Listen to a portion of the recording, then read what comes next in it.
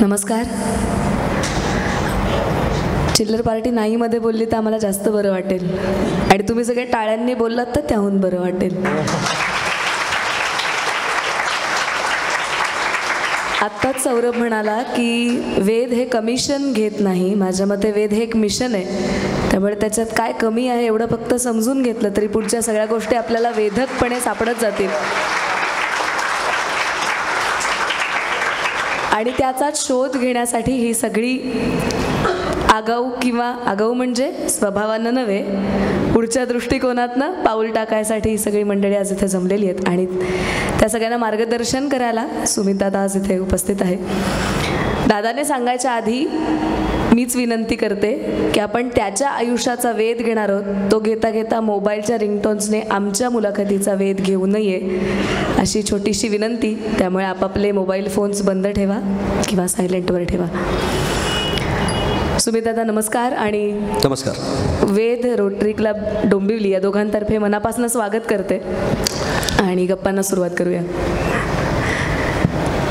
मगाशीच सौरभ म्हणाला की सगळी चिल्लर पार्टी समोर बसलेली बघून तुला तुझ्या बालपणीचे दिवस नक्कीच आठवले असतील. अगदीच. म्हणजे मला 1983-84चा तो काळ आठवला जेव्हा मी असाच एवढाच होतो आणि आविष्कार मध्ये बालनाट्याचं शिबिर होतं. तर तिकडे मी, किशोरी शहाणे, सुकन्या कुलकर्णी, निशिगंधा वाड हे आम्ही सगळे असेच. पण तेव्हा आमच्याकडे असे टी शर्ट्स नव्हते.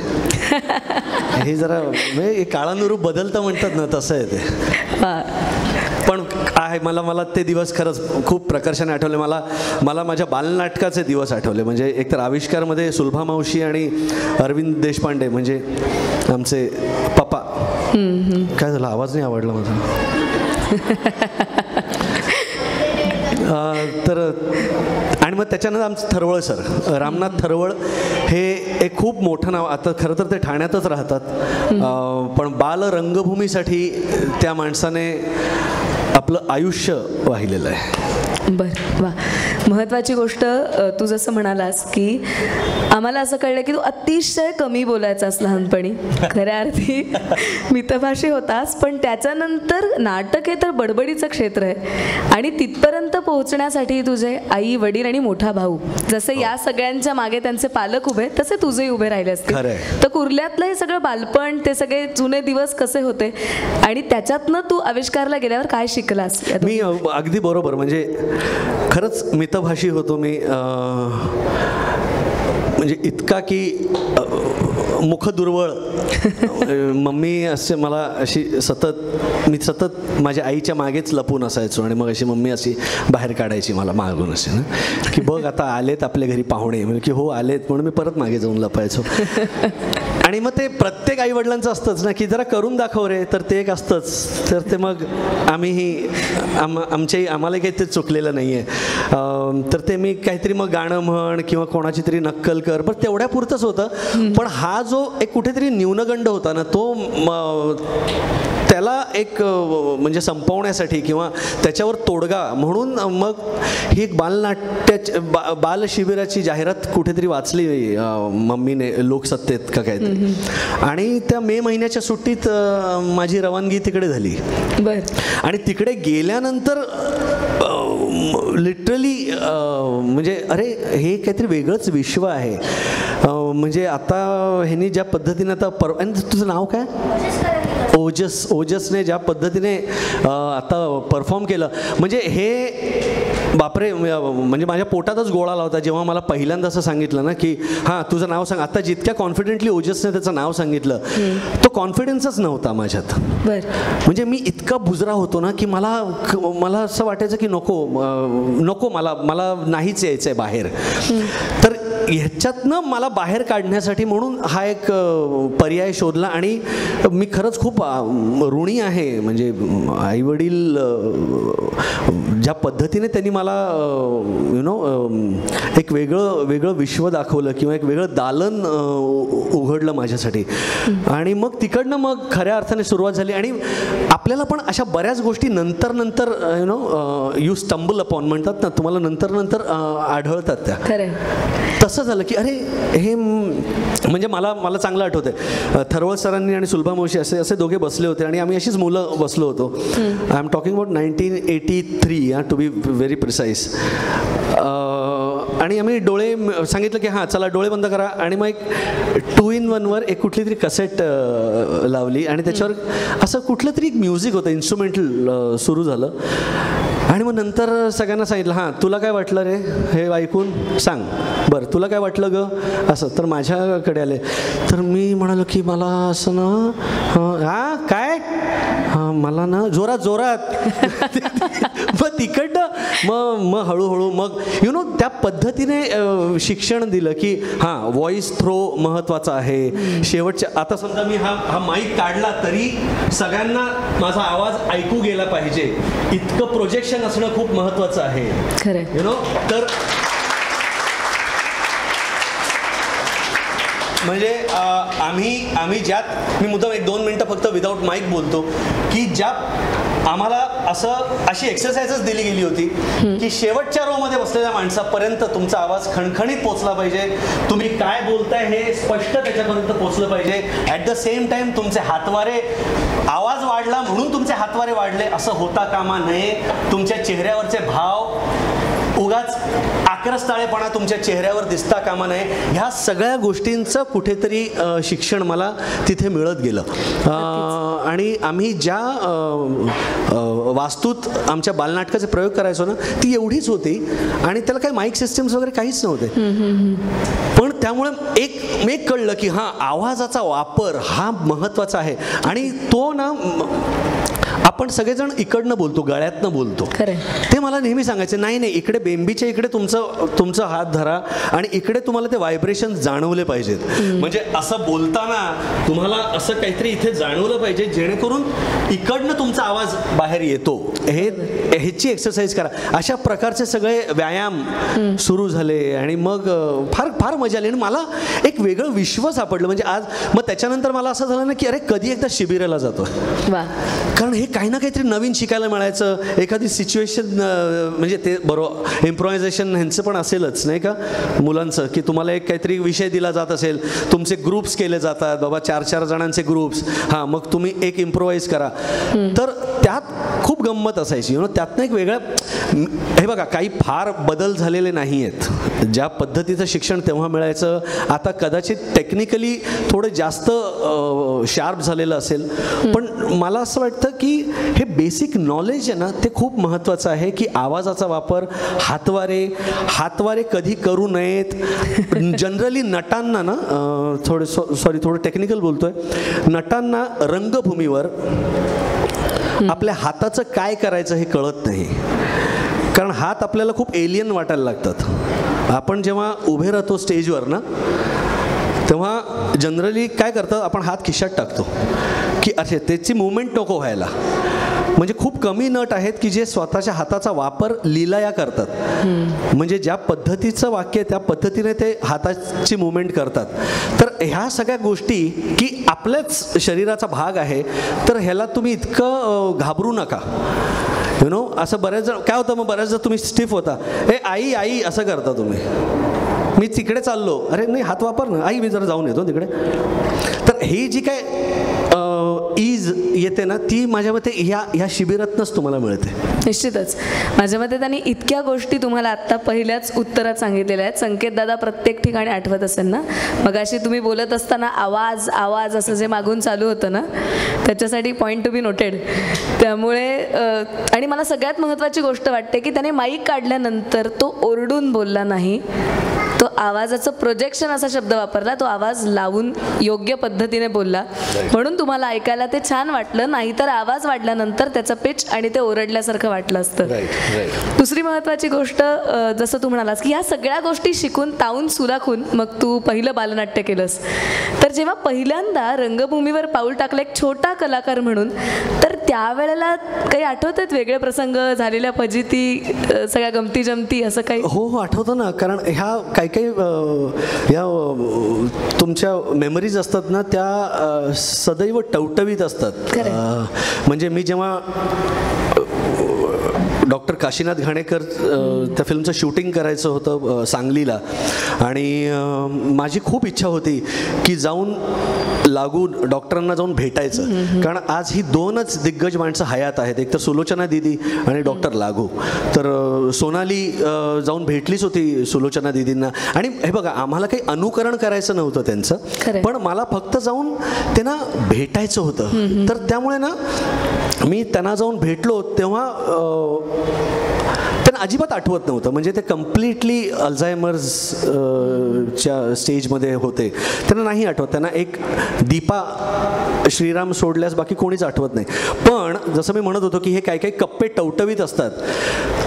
जेव्हा मी काशीनाथ घाणेकर हा चित्रपट करतोय असं सांगितल्यावर त्यांना ते सडनली 1970मध्ये ट्रान्सपोर्ट झाले. हां, म्हणजे जवळजवळ 45 वर्ष ते मागे गेले आणि त्यांना ते सगळं खाड आठवायला लागलं. तर तसं आहे की हे काही काही कप्पे इतके टवटवीत असतात ना, की बालनाटकातलं माझं पहिलं बालनाट्य अरेच्या सुटलं की राव ह्या नावाचं आम्ही एक बालनाट्य केलं होतं. आणि मला कळलं नाही की मला थरवळ सरांनी हां तू मेन रोल कर रे, किंवा तू ही भूमिका कर, आणि त्याच्यामध्ये भरपूर कॉमेडी करायची होती. ते कसं काय जमलं मला, ते कसं काय करून घेतलं, ह्याचं सगळं श्रेय थरवळ सरांना जातं. पण त्यांनी सांगितलं की एकतर निरीक्षण शक्ती, नटांना ना आपल्याला रियाज नसतो. जसा एखादा गायक सकाळी उठून षड्ज लावतो किंवा मग ते जे 7 सूर आहेत किंवा 12 सूर आहेत त्यांचा जसा रियाज असतो ना, तसं नटांकडे नाही आहे की बाबा आज सकाळी उठून मी टू बी और नॉट टू बी चा रियाज करू का, तर नाही, त्याला काही अर्थ नाही आहे. आज मी कुठलं तरी एखादं स्वगत म्हणू का, तर नाही, त्याला अर्थ नाही आहे. तर नटाकडे काय असतं, निरीक्षण शक्ती आणि तुमचा अनुभव, तुम्ही काय काय बघता ते तुम्ही कसं टिपता, your mind, your brain should be like a blotting paper. म्हणजे आपण काय काय बघतो ना ते आपण सगळं गोळा करत राहायचं. खरं, ह्याच्यातलं हां हे चांगलं आहे, ह्याच्यातलं हे चांगलं आहे, आणि जेव्हा आपल्याकडे एखादा असा रोल येतो ना मग त्याच्यामध्ये आपण त्यांना मॅच करायचं की हे मी ते बघितलं होतं ते इकडे बसतं का, अशा पद्धतीने जर आपण अभ्यास सुरू केला ना तर तो खूप फायद्याचा ठरतो. मी नाही म्हणत आहे की उद्या तुम्हाला काहीतरी एक वेगळी भूमिका, खूप साचेबद्ध असतात भूमिका, काही खूप आउट ऑफ द बॉक्स भूमिका नाही बनत आपल्याकडे. म्हणजे मी आता जी एक भूमिका करतोय नॉक नॉक सेलिब्रिटीमध्ये, ती एक वेगळ्या प्रकारची भूमिका आहे आणि त्याला आम्ही तसं ट्रीट केलं. पण अदरवाईज खूप सरळ सोप्या भूमिका असतात की बाबा हां, म्हणजे ट्विस्टेड भूमिका ज्या असतात ना, ज्या थोड्या म्हणजे फिजिकली हँडिकॅप भूमिका असेल किंवा थोडी मेंटली चॅलेंज्ड भूमिका असेल, मग त्याच्यामध्ये तुम्ही कसे जातात. तर हे परम्युटेशन हे खूप टेक्निकल आहे, पण बाळांनो हे आता कळणार नाही तुम्हाला. पण मला एवढंच म्हणायचं आहे की डोळे उघडे ठेवा, काय आजूबाजूला चाललेलं आहे त्यातनं काय घेता येईल ते घ्या आणि वाचा. तुम्ही जितकं वाचन कराल ना तितकं तुमचा व्यासंग वाढवा आणि त्यामुळेच तुम्हाला वेगवेगळे रंग दिसायला लागतील. 100%. जसं कारण वाचन हे नाहीच आहे आता, वाचन संपलेलं आहे. सगळेजण आपापले स्मार्टफोन्स घेऊन बसलेले असतात. किंडलवर वाचत असाल तर चांगली गोष्ट आहे, पण तरी पुस्तकाचा जो वास असतो ना नक्की तो खूप महत्त्वाचा असतो. तू वाचनाचाच मुद्दा काढलायस, तर फास्टर फेणे हा आमच्या समोर पुस्तकातनं आला होता, हे खरं. पण ज्या वेळेला तुला तो उभा करायचा होता तर त्यावेळेला या वाचनाचा तुला फायदा झाला का, आणि त्याच्यातनं तू फास्टर फेणे उभा केलास काय का वेगळ्या पद्धतीने, कारण काल्पनिक गोष्ट आहे ती सगळी. हो बरोबर आहे. माझ्यासाठी काय झालं ना की भागवत आजोबा होते तेव्हा, भारा भागवत ज्यांनी लिहिलं, आणि ह्या शिबिराच्या दरम्यानच मला एकदा सुलभा मावशी म्हणाली की तुला सिरियल करायला आवडेल का. बर 1983-84 मध्ये सिरियल हा प्रकारच नवीन होता. हा माहीत नव्हता. तर म्हणलं की सिरियल म्हणजे तुला टेलिव्हिजनवर काम करायला आवडेल का. मी म्हणालो हो नक्कीच आवडेल. मी कुठल्या ह्याच्यामध्ये बोललो माहीत नाही मला, पण मी भयंकर कॉन्फिडेंटली बोललो. आणि मग सांगितलं की आम्ही फास्टर फेणे करतो आणि तू हुबेहूब दिसतोच फास्टर फेणेसारखा, असं म्हणून त्यांनी माझ्यासमोर ते मुखपृष्ठ मला दाखवलं. तर ती तशी जुल्फ आणि तेव्हा कडके पाय आणि हाफ पॅन्ट आणि चौकड्यांचा शर्ट. तर मी म्हणालो की हां म्हणजे सुलभामावशी म्हणाली नाही तू दिसतोस, फक्त आता काम तू कसं करतोस ते आपण बघूया. कारण एकतर ती हिंदीत होणार होती. बरं हिंदी ही तसं बघायला गेल्यानंतर थोडी एलियन भाषा होती माझ्यासाठी. म्हणजे आज पण आपण हिंदी जे बोलतो ते फार चुकीचं हिंदी बोलतो. खरं हा ना. आपण TV म्हणतो, होय होय, आपण व्हेन म्हणतो. म्हणजे आपण ते त्याच्यामधले जे उच्चार आहेत ना ते आपले अजून तितके पक्के नाही आहेत. पण मला आमचा जो स्क्रिप्ट रायटर होता ना त्यांनी तो माझ्यावर बसला. एवढाच होतो मी. 1986-87 मध्ये केली आहे. I was 16 years. इथे 16 वर्षाचा कोण आहे. हां तू 16 वर्षाची आहेस. ती एक मगाशी होती जी खोटं बोलली मी कॉलेजमध्ये. हां तू खरंच आहेस कॉलेजमध्ये. Okay okay. तर मला असं म्हणायचं होतं की मग भागवत आजोबांना भेटलो. भागवत आजोबांनी मला सांगितलं की बरं असं नाही नव्हतं की सुमित या मी तुला भूमिका समजावतो वगैरे, असं काही नव्हतं. पण सांगितलं की हा तुडतुडे आहे, ह्याचं एकच ध्येय आहे की अन्याय जर होत असेल तर तिकडे काहीतरी करून तो थांबवायचा. हे एक साधं सोपं त्यांनी एक वाक्य मला सांगितलं आणि त्या पद्धतीने मग आम्ही ते शूट करायला लागलो. बरं ते माध्यम सगळ्यांसाठीच नवीन होतं. खरं म्हणजे सुलभामावशी काही दिग्दर्शिका नव्हती. बरं हे प्रोजेक्ट खरं तर आमचे पप्पा देशपांडे करणार होते, पण अनफॉर्च्युनेटली ते वारले. आणि मग ह्या गमती जमती मला भागवत आजोबांनी सांगितल्या की मी त्यांना विचारलं की हा कसं काय आलं तुमच्या डोक्यात. ते की अरे काही नाही रे, असंच एक पात्र निर्माण झालेलं. हे फास्टर फेणे हे खऱ्या अर्थानं महाराष्ट्रातल्या मातीतलं पात्र आहे. खरं म्हणजे ती गुळाची ढेप आणि ते सगळं ती फुरसुंगीचा फास्टर फेणे. आणि पण हे त्याच्यानंतर वाचलं मी खरं. हो हो हो ती पुस्तक वाचली. बरं त्याच्यानंतर आम्ही काही काल्पनिक कथा पण त्याच्यामध्ये आणल्या, म्हणजे ज्या पुस्तकात नव्हत्या पण मग तशा थोड्या ट्रीट करत आम्ही थोडा एक वायडर ऑडियन्ससाठी. कारण मला असं तेव्हा काश्मीरहून पत्र वगैरे यायची असं मला आपल्या दूरदर्शनकडनं कळलं. मला फार भारी वाटायचं की अरे वा काश्मीर वगैरे मध्ये आपली सिरियल बघितली. झकास. आत्ता आपण ज्या सगळ्या विषयावर बोलतोय, एकतर जशी लहान मुलं इथे बसलेत तशी कॉलेज गोईंगही अनेक मुलं आहेत. ती वाटत नसली तरी पण ती आहेत. त्याच्यामुळे कॉलेज आणि या सगळ्या नाटक या सगळ्याचं एक खूप वेगळं स्ट्रॉंग कनेक्शन असतं. जशा अकॅडमी आपल्याला घडवत असतात तशा कॉलेजमधली नाट्य प्रशिक्षणं किंवा आपल्या नाटकांच्या ज्या सगळ्या संस्था आहेत त्या घडवत असतात. आणि आपण दोघंही रुपारेलचं, त्यामुळे रुपारेलमध्ये आपण नाटक म्हणजे काय हे जगतो आणि खूप जवळून अनुभवलंय. तर INT रुपारेल आणि तू असं एक वेगळं डेडली कॉम्बिनेशन आहे. तर ते काय आहे. 1988 साली मी रुपारेलला गेलो FY BComला. आणि तेव्हा झालं असं की बरं आधी मी झेवियर्सला होतो. झेवियर्सला कळलं की अच्छा इथे मराठी नाटकाचं किंवा मराठी वाङ्मयाचं काही फारसं इकडे वारं नव्हतं. जे आत्ता गेल्या 2 वर्षापूर्वी आपली समिहा सबनीस तिने तिकडे एक नाटक लिहिलंय आणि डिरेक्ट केलंय ते मी बघितलं. तर मला खूप बरं वाटलं की अरे वा झेवियर्समध्ये आता एक मराठी चळवळ सुरू झालेली आहे. पण तेव्हा 80s मध्ये नव्हती. आणि म्हणून मी रुपारेलला आलो. आणि रुपारेलला आल्यानंतर तिकडे तुम्हाला संजय मोने, अतुल परचुरे आणि सगळेजण दिसत होते आणि खूप मजा आली. माझं पहिलं नाटक अतुलने डिरेक्ट केलं. आणि ती जी एक गंमत होती, आता माहीत नाही सध्या इंटर कॉलेजेसचा काय सीन आहे. INT आणि उन्मेष वगैरे तर बंदच झालेले आहेत असं मला वाटतं. पण इंडियन नॅशनल थिएटरची एक खूप दर्जेदार स्पर्धा असायची आंतरमहाविद्यालयीन. आणि त्या स्पर्धेमध्ये आजचे सगळेच म्हणजे भरत, अंकुश, संजय नार्वेकर रोहियतनं आता असायचा, असे सगळे ना त्या काळातले म्हणजे खूप कमाल नट.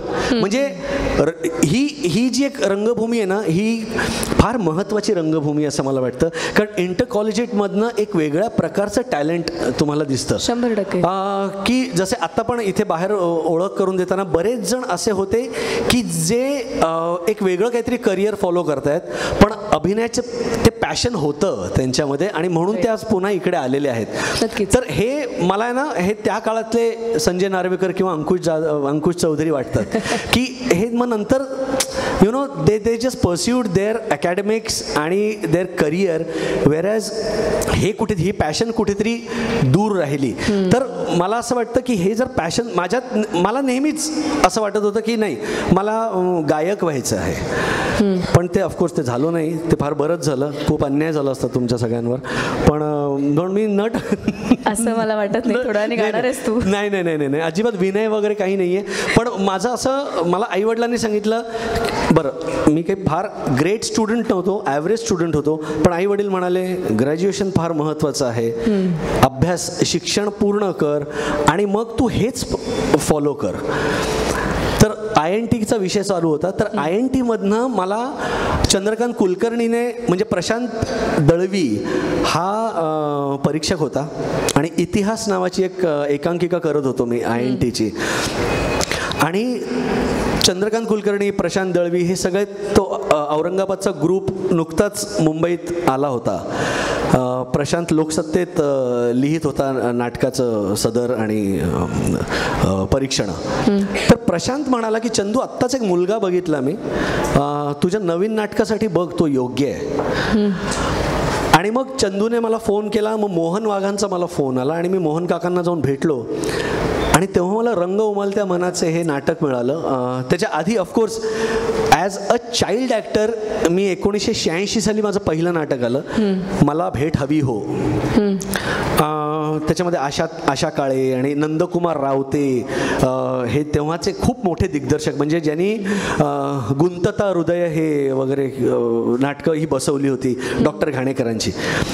पण हा जो ब्रेक होता ना, हा इंटर कॉलेजिएटमुळे मिळालेला ब्रेक होता की काहीतरी, मी माहीत नाही मी काय केलं होतं, पण मला एवढं आठवतं की सकाळी यूथ फेस्टिवलचं माझं नाटक होतं युनिव्हर्सिटीत, ते करून माझा संध्याकाळी इतिहासचा प्रयोग होता रवींद्र नाट्य मंदिरात आणि माझा आवाज कम्प्लिटली बसला होता.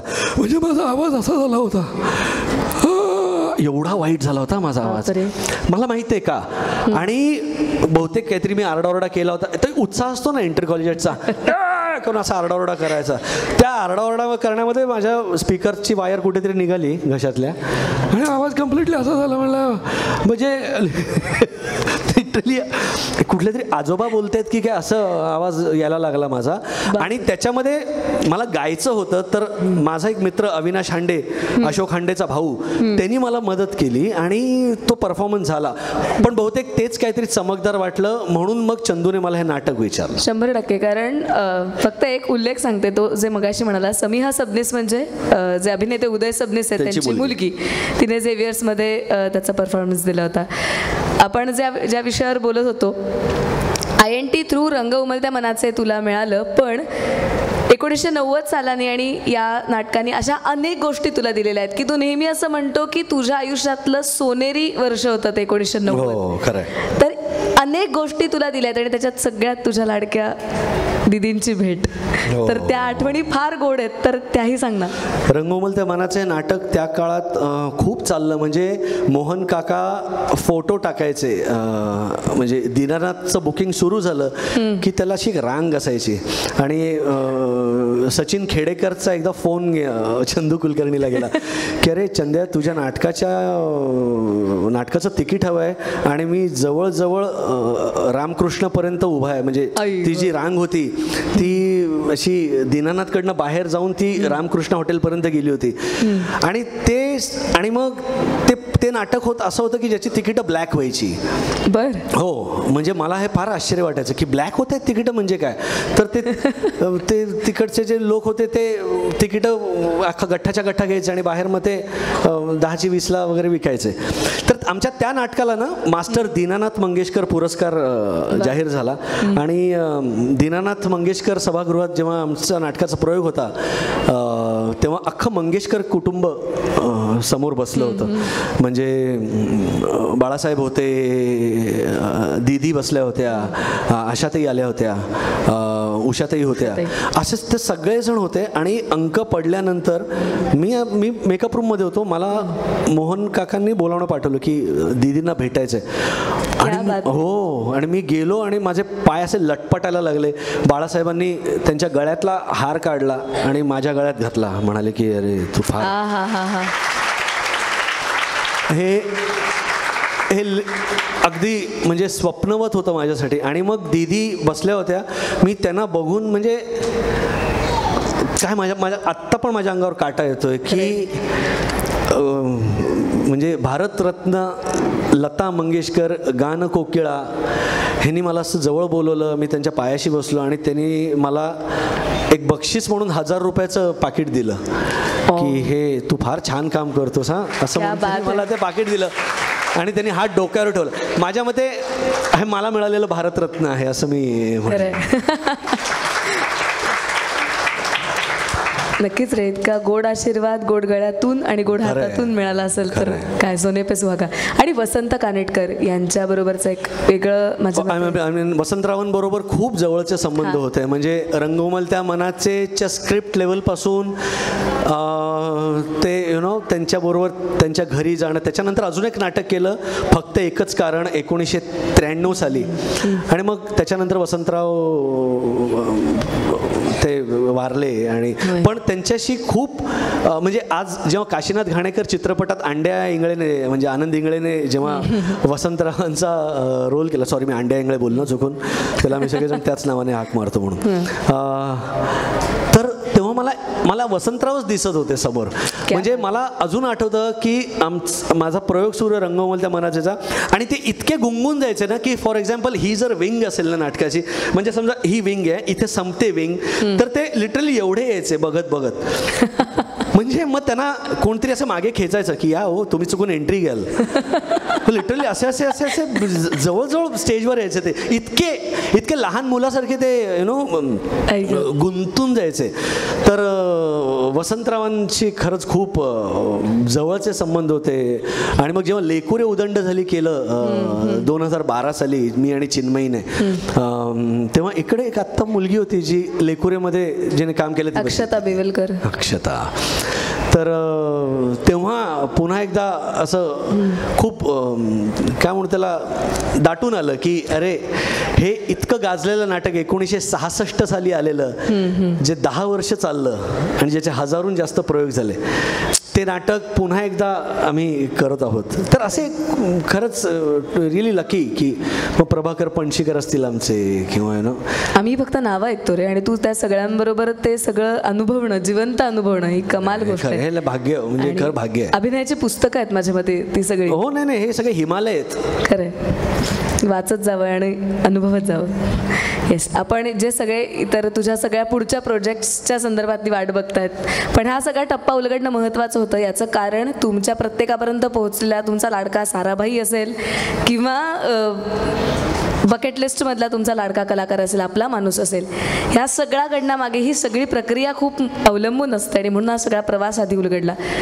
अर्थात आपण तुझ्या मालिकांकडे वळणार आहोत, पण एक महत्त्वाची गोष्ट मला असं वाटते की आत्ता असं झालं ना की आपण शिबिरात आलो म्हणजे आपल्याला स्टार व्हायचं आहे, एक मालिका करायची, हिरो व्हायचं आणि हिरोगिरी करत फिरत किंवा हिरोईनगिरी करत फिरायचं, जे माझ्या मते सुमिता तू कधीच केलं नाही. मी एक खरंच मनापासून सांगतो, इकडे पालक सुद्धा बसलेले आहेत, इथे मुलं सुद्धा आहेत, तुमच्यातली बरीच मुलं या क्षेत्रात येतील. सर्वात महत्त्वाचं म्हणजे अभ्यासाला पर्याय नाही, अभ्यास हा पूर्ण करायचाच. काहीही झालं, कितीही महत्त्वाचं असलं तरी ते बाजूला ठेवायचं. अभ्यास करा. तुम्हाला शिक्षणाला पर्याय नाही. दुसरी गोष्ट, मी आता एक सिरियल करत होतो, बडी दूर से आए हैं. तुम्ही कोणी बघितली का? तर त्यामध्ये एक लहान मुलगा होता माझ्याबरोबर, प्रितेश नावाचा. तर मी आणि त्याचा एक मोठा भाऊ त्याच्यामध्ये एक रोल करायचा. दोघी लहान लहान मुलं एवढीच. तो जो मोठा भाऊ होता तो भुजहून यायचा शूटिंगसाठी. भुज सेटवर बसून अभ्यास करायचा. शाळेच्या युनिफॉर्ममध्ये तो यायचा, कपडे बदलायचा, शूटिंगचे कपडे घालायचा, मधल्या वेळेत अभ्यास करायचा. आणि हा प्रितेश पुन्हा मला असं प्रकर्षाने जाणवतं, वाटतं की सॉरी प्लीज कोणीही वाईट वाटून घेऊ नका, मी थोडं हार्श बोलीन, पण पालकांना कधी कधी ना खूप आपल्या मुलांना पुश करावं असं वाटतं. पालकांना असं वाटतं की नाही, जे मला जमलं नाही ते माझ्या मुलाला जमलं पाहिजे. तर असं प्लीज करू नका. ही शिबिरं वगैरे ठीक आहे, अभ्यास आणि तुमचं खेळणं सांभाळून जर तुम्हाला जर सिरियलमध्ये काम करायला मिळत असेल तरच करा. अदरवाईज ते तुमचं खेळणं खूप महत्त्वाचं आहे. आधीच आपल्याकडे मैदानं आता नाहीशी होत आहेत, आता सोसायट्यांमध्येच तुम्हाला खेळावं लागतं आहे, तिकडेच काय ते आणि मोबाईलवरच तुम्ही खेळता. त्यामुळे मैदानी खेळ महत्त्वाचे आहेत, पण बाहेर जाणं महत्त्वाचं आहे. हा मोबाईल हा एक वेगळाच विषय आहे, पण मला असं वाटतं की हे वय तुमचं खेळण्याचं आहे, हे वय तुमचा अभ्यास करण्याचं आहे, हे वय तुमचं फिरण्याचं आहे, हे वय दंगामस्ती करण्याचं आहे. तर ते नका सॅक्रिफाईस करू. आणि फॉर द सेम रिझन मी आणि चिन्मयीने आमच्या मुलांना ह्याच्यापासून लांब ठेवलं, की आम्ही असं ठरवलं की नाही, आमच्या मुलांनी यायचंच नाही या फील्डमध्ये, काही गरज नाही आहे ते नट आणि नटी झाले नाहीत तरी. तर आज माझा मुलगा, म्हणजे माहीत नाही बरोबर आहे का चुकीचं आहे, पण we concentrated on their childhood. बरोबर. ते आज माझा मुलगा पियानिस्ट आहे, तो म्युझिक कंपोज करतो. आणि माझी मुलगी भारती विद्यापीठमध्ये सिनेमॅटोग्राफीचा डिग्री कोर्स करते. आले ते पुन्हा. मला सांगायचा मुद्दा काय आहे की ते पुन्हा फिरून आमच्याच क्षेत्रात आलेले आहेत, पण वेगळं काहीतरी करतायत. की आज डॉक्टरचा मुलगा नाही, तू डॉक्टरच व्हायचं कारण तुला माझं क्लिनिक सांभाळायचं, हे चुकीचं आहे. आज मी नट आहे तर नाही, माझ्या मुलाने नटच व्हायला पाहिजे, हे चुकीचं आहे.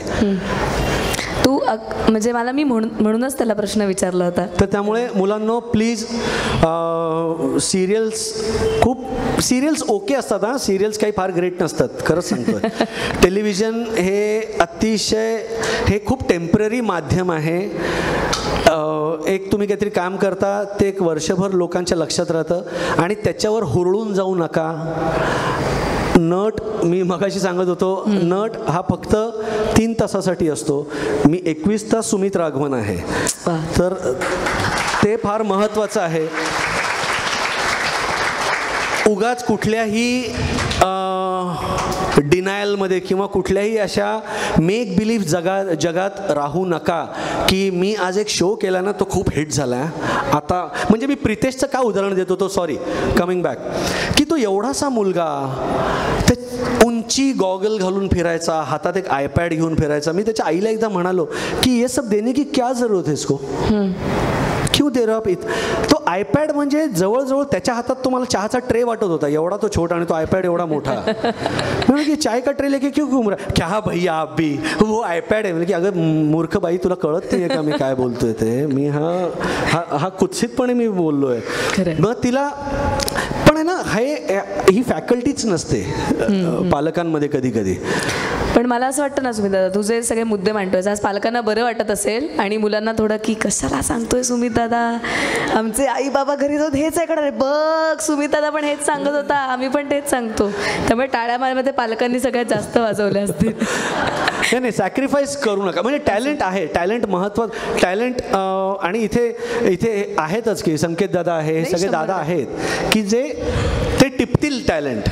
तू जे म्हणतोयस की ते टॅलेंट शोधतच ते घडवतात आणि निश्चित ते चांगल्या पद्धतीने घडवतात, पण ह्या सगळ्यामध्ये एक महत्त्वाचा मुद्दा लक्षात येतो की ह्या सगळ्या विचारांमुळेच तू वाटलं म्हणून कुठली सिरियल केली नाहीस, जी योग्य वाटली तीच निवडलीस. तर ते निवडतानाचे काही विशेष निकष होते का, त्यामुळे तुझी प्रत्येक सिरियल आमच्या मनाच्या कोपऱ्यात आजही टिकून आहे आणि जिवंत आहे? एक नट मला म्हणाला होता की पुढच्या वर्षी या वर्षी माझे 11 चित्रपट रिलीज होत आहेत किंवा झालेत. आता अजून एक झाला ना तर 12 महिन्याला 12 चित्रपट. तर माझ्यासाठी ते भूषण नाही आहे, टू बी व्हेरी ऑनेस्ट.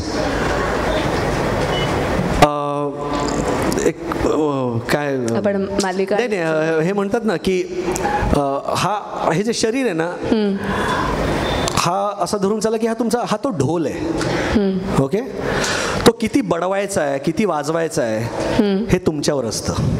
बरं, आपण जर नुसता तो ढोल बडवतच राहिलो ना तर तो कधीतरी फाटतो. आपले एक शेल्फ लाईफ असते नटाची. ओके, शेल्फ लाईफ म्हणजे काय माहिती ना बाळांनो, की एक वय असतं, या वयात हीच भूमिका करतात, की या वयात ही भूमिका. आता मला कोणी कॉलेजमधल्या ह्याची भूमिका देणार नाही किंवा मला एकदम कुठल्याही म्हाताऱ्याची भूमिका देणार नाही. ते प्रत्येक ह्याची एक एज ग्रुप असतो, बरोबर आहे. तर तुम्हाला असं वाटत असेल की पण आता मी लहान आहे, आता मला लहान मुलांच्या भूमिका मिळाल्या, मेन रोल मिळाला, तर मी का करू नये? ऑफकोर्स करावा तुम्ही, पण खूप विचारपूर्वक करावा. जर सिरियल असेल तर त्याच्यामध्ये तुम्ही 6-6, 12-12 महिने तुम्ही त्यांच्यातच गुंतून पडता, तर ते महत्त्वाचं आहे का? त्यापेक्षा मग तुम्ही एखादं नाटक करा.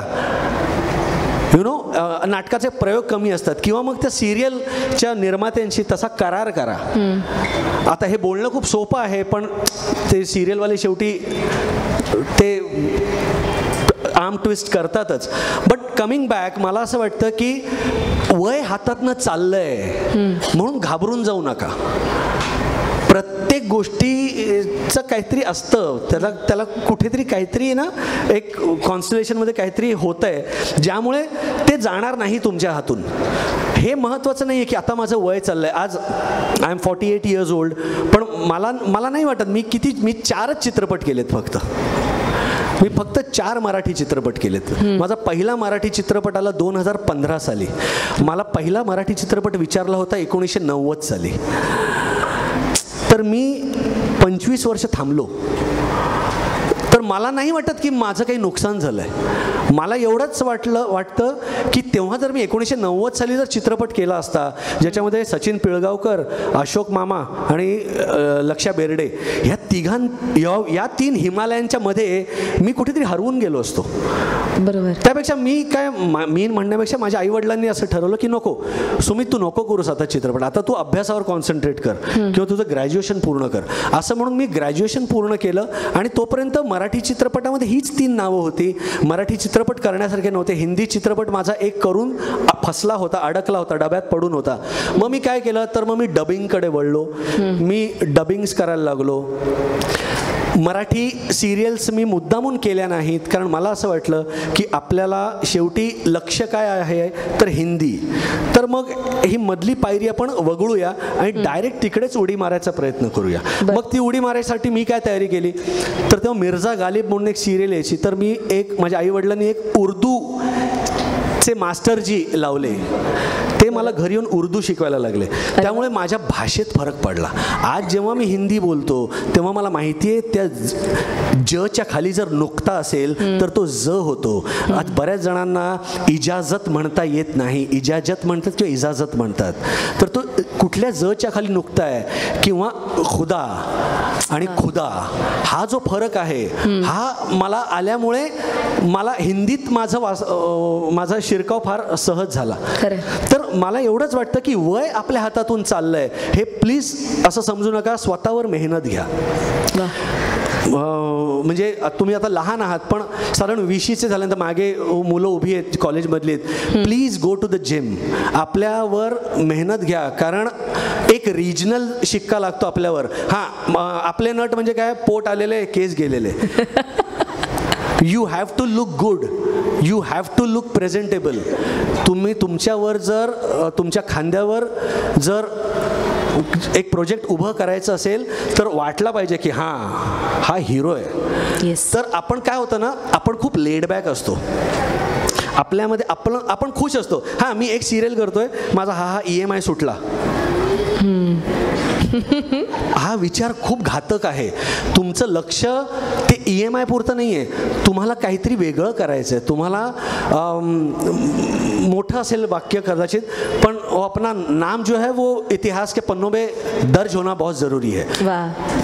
तर त्यासाठी मग म्हणून मी चित्रपट काय केले, संदूक केला, आपला माणूस केला. आपला माणूसमध्ये माझा मेन रोल होता का? नाही. नाना पाटेकरांचा होता. बकेट लिस्ट केला, माझा मेन रोल होता का? नाही. माधुरी दीक्षितची फिल्म होती. त्याच्यानंतर काशीनाथ घाणेकर केला, माझा मेन रोल होता का? नाही. मी डॉक्टर लागूंची भूमिका केली. पण ह्या चारही फिल्म्समध्ये मी लक्षात राहतो असं मला वाटतं. 100% खरं आहे दादा. माझ्या मते आपण नेहमीच असं म्हणतो ना की श्रीखंडाला दही, चक्का, चारोळ्या सगळं महत्त्वाचं असतं रे, पण जेव्हा त्याच्यात केशर पडतं ना, ते त्याचा रंग घेऊन श्रीखंडच असतं. प्रत्येक चित्रपटातला हा माणूस केशर आहे की त्या मोलाचा आहे की तो तिथे पडला की तो त्याचा रंग घेऊन चित्रपट खुलतो. त्यामुळे तू जसं चित्रपटाच्या निमित्तानं बोललास, पण प्रत्येक चित्रपटातली भूमिका मात्र वेगवेगळी होती. तर ती भूमिका करत असताना एखादा, आज सगळे समोर बसले ते मार्गदर्शक म्हणून आज तुझ्याकडे बघतायत, तर एखाद्या भूमिकेचा अभ्यास तू कसा करतोस? लागूंची भूमिका असेल, बकेट लिस्टमध्ये असेल, आपला माणूस, प्रत्येक शेड वेगवेगळी आहे, तर त्याचा अभ्यास तू कसा केलास? सूर माझ्यासाठी खूप महत्त्वाचा आहे. म्हणजे सुदैवानं गाता गळा आहे, त्यामुळे सूर कळतो, पण तो गाण्यातला सूर झाला. पण आपल्या नॉर्मल बोलण्यातला एक सूर असतो. काय अनघा कशी आहेस, हा एक सूर झाला. काय अनघा कशी आहेस, हा कुठेस तू, भेटत नाही चालली. हा जो सूर आहे ना, हा तुमच्या कानाला कसा वाटतो हा खूप महत्त्वाचा आहे. एखादा सीन जेव्हा आता मगाशी ओजसने इकडे ओजस कुठे गेला, हां, ओजस इकडे परफॉर्म करत होता ना, तेव्हा त्याचा सूर खूप महत्त्वाचा होता की तो जोरजोरात बोलत नव्हता. हे त्याला ह्याच्यावर त्याचा अभ्यास नाही हे मला मान्य आहे, पण एक जाणीवपूर्वक एक कुठेतरी एक लक्षात ठेवणं खूप महत्त्वाचं आहे की तुमचा सूर तुमच्याच कानाला खटकतोय का. तुम्ही जेव्हा बोलता ना एखादं वाक्य, समजा फॉर एक्झाम्पल काय घेऊया वाक्य इकडे, हे जे वाक्य घेतलं की काय ना का कशी असतो, तर हा जो सूर आहे ना, तो तुमच्या कानाला प्लेझेंट वाटतोय, तो त्या सीनला पूरक आहे का, हे बघणं खूप महत्त्वाचं आहे. आणि माझ्या मते मी माझ्या प्रत्येक भूमिकेचा विचार हा सुरापासून करतो. म्हणजे आज संदूकमधला जर माझा रोल असेल वामनराव अष्टपुत्रेंचा, तो स्वातंत्र्यपूर्व काळातला चित्रपट आहे. आपल्या बरोबर जे काम करणारे नट आहेत ते कुठला सूर लावतात आणि त्याच्यात आपला सूर आपण कसे मिसळतो, ह्या खूप टेक्निकल गोष्टी आहेत. पण मी भूमिकेचा अभ्यास वगैरे म्हणाल तर मला ते नाही जमत, कारण मी त्या प्रकारचं माझं शिक्षण नाही आहे. म्हणजे आज NSGमध्ये गेलेला नट ॲक्टर असेल ना, तो एक प्रकारचे त्याच्याकडे एक मेथड असते. मी खूप इन्स्टिंक्टिव्ह नट आहे, मी खूप इम्पल्सिव्ह आहे. समोरचा मी फक्त काय विचार करतो की हां, ह्याच्या आधीचा काय सीन झालाय माझा, ह्याच्या नंतर काय होणार आहे माझा सीन, आणि हा जो मी आता करतोय त्या सीनचा ग्राफ. तर मला तो सूर, तो समजा सीन मी ऑलरेडी केलेला आहे किंवा हा सीन मी ऑलरेडी केलेला आहे आणि ह्याच्या पुढे हे मला 2 सीन करायचे आहेत, म्हणजे मागे यायचं आहे मला, तर मग मी त्या सीनचा सूर ठरवतो, स्क्रिप्ट हातात ठेवतो आणि मी मार्क करून ठेवतो की इकडे मी ह्या सुरात बोललेलो आहे. हे ना बाळांनो, ह्या अनुभवातच येतील गोष्टी. हे तुम्हाला आता इतक्या लवकर कळणार नाही. फक्त एवढंच आहे की भूमिकेचा अभ्यास वगैरे हे मला नाही जमत. हे फार फार कठीण आहे. मी इवन डॉक्टर लागूंना भेटलो होतो ना, ते काय भूमिकेचा अभ्यास करण्यासाठी भेटलो नव्हतो, मला फक्त त्यांचे आशीर्वाद हवे होते. कारण आज 92 वर्षातले लागू मी करत नाही आहे. मी जे लागू उभे केले ते त्यांच्या 40शीतले होते. खरं, बरोबर आहे. तर त्यामुळे मी फक्त एक तर लमाण त्यांचं वाचलं, त्यांचा प्रवास वाचला, त्यांची काही काही वाक्य मी फिक्स करून ठेवली. यु नो की athlete philosopher, an actor is an athlete philosopher. बरं. ॲथलीट म्हणजे काय, पुन्हा कमिंग बॅक की त्यांनी स्वतःवर मेहनत घेतली.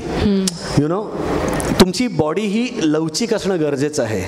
यु नो तुमचे विचार तसे असणं गरजेचं आहे.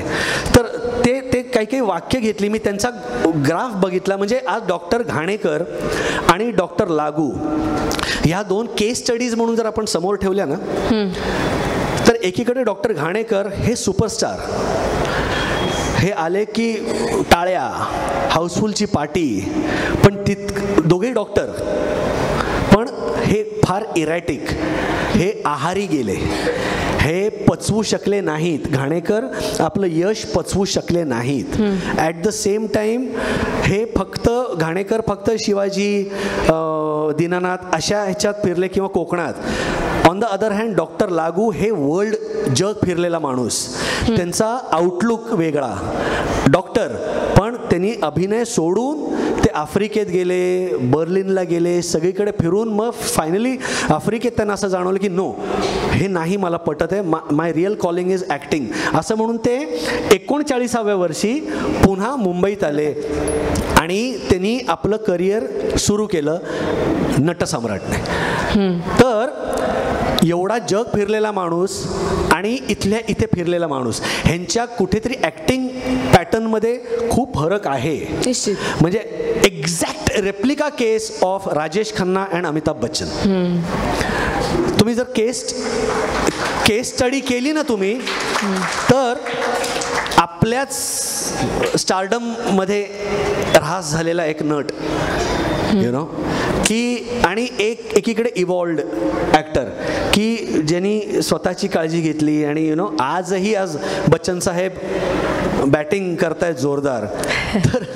तर म्हणजे एक्झॅक्ट हेच आहे. तर मी हेच घेतलं डॉक्टरांचं हे पुस्तक वाचून, आणि म्हणून म्हणालो ना की एखादं जेव्हा असं तुम्ही रिअल लाईफ कॅरेक्टर उभं करत असताना, तेव्हा मग मॅनरिझम्स खूप महत्त्वाच्या नसतात. म्हणजे उद्या मी जर गालावर हात ठेवून असं केलं असतं तर ते खूप चाइल्डिश वाटलं असतं. खरं, आपल्याला त्याचा तो आत्मा पकडणं गरजेचं. बरं, तो आत्मा मिळतो का आपल्याला, तर नाही मिळत. माझ्याकडे अख्खा चित्रपट नव्हता, माझ्याकडे मोजून 3 सीन होते. त्या 3 सीनमध्ये मला काहीतरी करायचं होतं. बरोबर. सर्वात महत्त्वाची बाजू, मी अजूनही सुबोधला म्हणतो की सुबोध तुझं कॅरेक्टर जास्त कठीण होतं, कारण सुबोध आणि आम्ही खूप सिमिलर स्कूल ऑफ ॲक्टिंग आहोत आमची. तसं बघायला गेलं तर आम्ही सटल करतो, आम्ही थोडं आम्ही मोजकं करतो. म्हणजे आमच्या दोघांसाठी लागू हे जास्त आयडियल आहेत ॲक्टर म्हणून. म्हणजे आम्ही ज्या विद्यापीठात शिकतोय त्याचे कुलगुरू डॉक्टर लागू आहेत. आम्ही डॉक्टर काशीनाथ घाणेकर किंवा राजेश खन्ना किंवा देवानंद स्कूल ऑफ ॲक्टिंग आम्ही नाही करत, यु नो. तर त्यामुळे सुबोधसाठी ते फार जिकरीचं होतं की ओव्हर द टॉप करणं. म्हणजे खूप सुंदर लिहिलं होतं आमच्या अभिजित देशपांडेने, जो आमचा लेखक दिग्दर्शक होता डॉक्टर घाणेकरांचा. त्याच्यामध्ये ती एक पत्रकार येऊन डॉक्टर लागूंना, म्हणजे पिंजरातलं ते गाणं होतं, तुम्हावर केली मी मर्जी बहाल. त्याच्यानंतर मी त्या शॉट नंतर येऊन बसतो खुर्चीवर आणि ती काहीतरी 2-3 प्रश्न विचारते. त्याच्यामध्ये ती काहीतरी इतिहासाबद्दल म्हणते की ह्या इतिहासात तुमचं नाव काहीतरी या जॉनरचं होतं. तर डॉक्टर म्हणतात की सगळेच जण जर इतिहास वाचत बसले तर तो घडवणार कोण. यु नो, हां, ती असं म्हणते की इतिहासात हे होतं, इतिहासात ते होतं, आपल्याकडे हे झालं, आपल्याकडे बालगंधर्व झाले. म्हणजे आपण इतिहासात खूप रमतो.